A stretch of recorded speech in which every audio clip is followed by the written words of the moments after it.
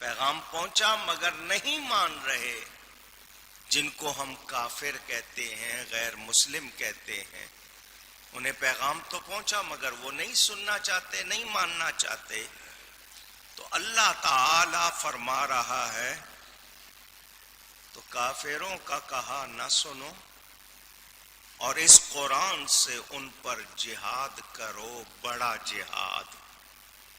وجاہدہم بہ جہادا کبیرا. اب اس حوالے سے میں نے باتیں کرنی ہیں.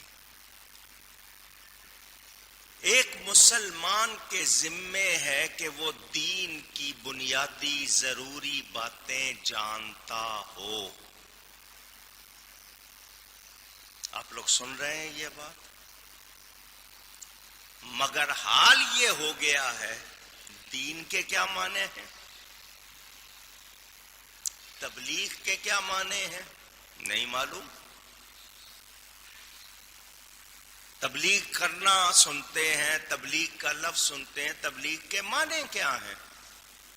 دین کا لفظ سنتے ہیں، دین کے معنی کیا ہیں؟ دلچسپی نہیں ہے.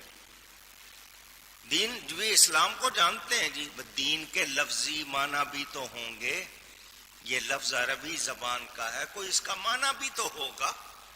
تبلیغ عربی زبان کا لفظ ہے، اس کا کوئی معنی بھی تو ہوگا. وہ نہیں معلوم، بہت کم لوگوں کو معلوم.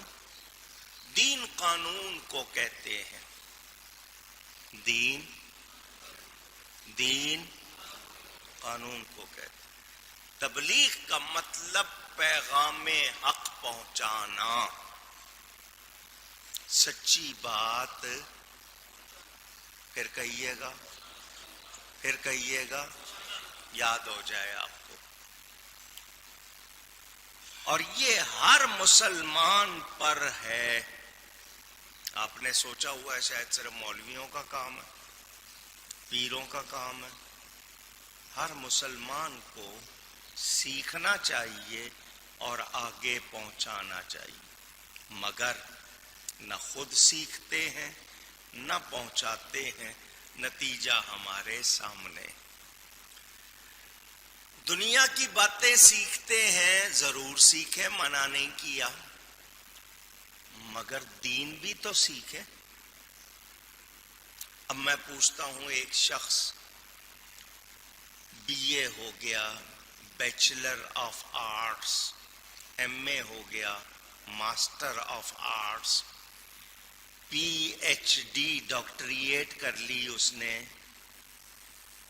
فیلوشپ کر لی، ہائیسٹ ایجوکیشن جو بھی آپ کے ہاں ڈگری ہے حاصل کر لی. بنیادی مسئلے ہی نہیں سیکھے تو اس کی وہ ڈگری اس کو پیسے کمانے میں تو مدد دے رہی ہے، دنیا کے کچھ معاملات میں تو کام آ رہی ہے، لیکن کتنا عرصہ؟ قبر میں، حشر میں کیا وہ کام آئے گی؟ پوچھ رہا ہوں. ڈاکٹر بن جائے، MBBS ہو جائے، پھر اس کے بعد آگے کی ڈگریاں حاصل کر لے، طبیب بن گیا، معالج بن گیا، فزیشین بن گیا، اسپیشلسٹ بن گیا. وہ آنکھ کا ہو، کان کا ہو، ناک کا ہو، دماغ کا ہو، دل کا ہو، ماہر ہو گیا، 30 سال کا تجربہ ہو گیا. بہت اچھی بات ہے. کیا وہ خدمت کر رہا ہے یا صرف لوٹ رہا؟ بظاہر دیکھا جائے آج کے دور میں تو کاروبار ہے، صرف ملنے کے ہی پیسے، بھلے کوئی دوا دے نہ دے، ملنے کی ہی فیس ہے. وہ 2 منٹ ہو، 2.5 منٹ ہو، 5 منٹ ہو، فیس ہے. اس پہ نہ کوئی اعتراض کرتا، نہ کچھ دیتے ہیں. وہ دوائیں بیچیں، وہ کمیشن لیں، وہ ٹیسٹ کروائیں، وہاں سے کمیشن لیں، جو بھی کچھ ہے. یہ سارا کچھ کیا قبر اور حشر میں کام آئے گا؟ پوچھ رہا ہوں. میں ڈاکٹر بننے سے منع نہیں کر رہا، ضروری ہے. انجینئر بننے سے منع نہیں کر رہا، ضروری ہے. آپ کو کمپیوٹر سیکھنے سے منع نہیں کر رہا، ضروری ہے، لیکن دین کا تو پتہ ہو، ایمان کا تو پتہ ہو۔ امام اعظم ابو حنیفہ رضی اللہ تعالی عنہ ہمارے امام، لوگ ان سے سوال کرتے تھے، وہ کہتے تھے تم تو سوال مجھ سے کرتے ہو، مجھے ان سوالوں کا ڈر ہے جو رب نے مجھ سے کرنے ہیں، مجھ سے پوچھنے ہیں، میں ان کا ڈر لیے بیٹھا ہوں۔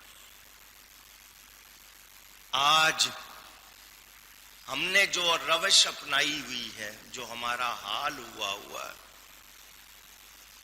ہم جہاد تو دور کی بات، تبلیغ تو دور کی بات، جاننے کی کوشش بھی نہیں کرتے،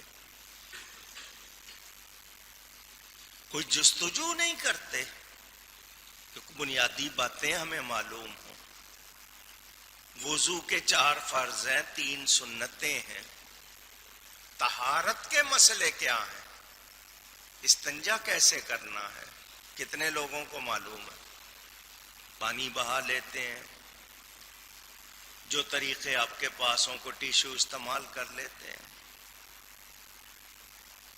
استبراء واجب ہے، کتنے لوگوں کو معلوم ہے؟ استنجا میں استبراء کس کو کہتے ہیں یہی نہیں پتا، سیکھا ہی نہیں۔ آپ کی عمر 40 سال یا اس سے زیادہ ہو جائے اور آپ واش روم جائیں تو آپ پیشاب کرنے کے بعد اپنے بدن کو جھٹکا دیں، اس کو استبراء کہتے ہیں، تاکہ کوئی قطرہ رہ نہ جائے، آپ کو پتہ بھی نہیں چلے گا، اس نے آپ کے کپڑے ناپاک کیے ہوں گے، آپ کو خبر تک نہیں ہوگی۔ عمر بڑھتی جائے تو جھٹکے زیادہ کرنے ہیں، یہ استبراء کہلاتا ہے، اس کو واجب ہے، کتنے لوگوں کو پتا ہے؟ پانی نہ ہو تو کیا کرنا ہے، کس طرح کرنا ہے، کتنوں کو معلوم ہے؟ پانی کم ہے تو کیا کرنا ہے، نہیں سیکھ رہے۔ کوئی نماز آپ کی درست کرنے کی کوشش کرے، مسئلہ بتائے تو دو مولانا صاحب کیا سمجھتے ہیں، ہمیں نماز نہیں آتی، بجائے سیکھنے کے ناراض ہوتے ہیں بتانے پہ۔ تو ایک انسان جو مسلمان ہے اس پر سیکھنا بھی دین کو، جو ضروری باتیں ہیں سیکھے اور آگے پہنچائے، یہ اس پر لازم ہے۔ اس قرآن کا حق ہے کہ یہ رب کا کلام ہے، اسے پڑھا جائے، اسے آواز زور سے آپ اپنے آپ سے پوچھئے کتنا پڑھتے ہیں، کتنا جانا ہے قرآن کو، کیا کیا ہے اس میں۔ اب اس قرآن کو پڑھا نہیں ہے تو میں پیغام کیسے پہنچاؤں گا؟ قرآن کو پڑھنا ہے، سمجھنا ہے، نہ پڑھا نہ سمجھا۔ جس طرح اسکول پڑھ رہے ہیں، کالج پڑھ رہے ہیں، وہاں کا سلیبس نصاب پڑھ رہے ہیں، کیا کبھی اتنی توجہ سے قرآن پڑھا؟ اس کو یاد کرنا ہے کہ امتحان دینا ہے، اس پر کوئی توجہ نہیں ہے۔ حکم کیا ہے اس قرآن سے؟ ان پر جہاد کرو، بڑا جہاد، کفار اور ان کے معبودوں کی تردید کرنا۔ جواب دینے کے لیے آپ کو معلومات ہونی چاہیے۔ قرآن پڑھیں گے آپ کو معلومات ہوں گی، آپ ان سے بات کر سکتے ہیں کہ تم جھوٹے معبودوں کی پوجا کر رہے ہو، عبادت کے لائق صرف اللہ ہے۔ آپ کو سمجھانا پڑے گا، کیسے سمجھائیں گے؟ وہ لوگ جو علماء کو سنتے تھے ان کا کیا حال تھا؟ اونٹ چرانے والا، اونٹ چلانے والا ایک شخص تھا،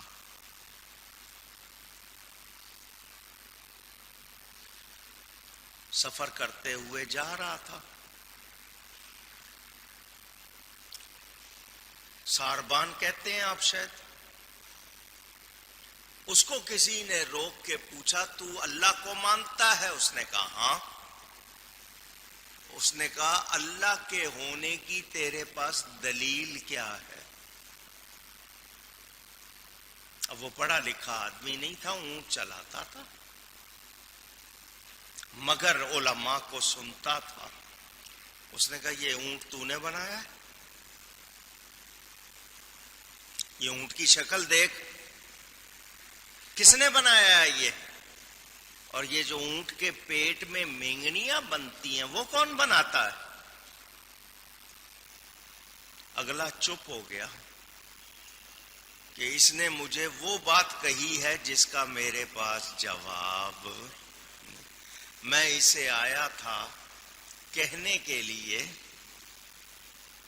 کہ کائنات اللہ نے نہیں بنائی ہے، مگر اس نے میرے سامنے عام سی دلیل رکھ دی ہے اور میرے پاس جواب.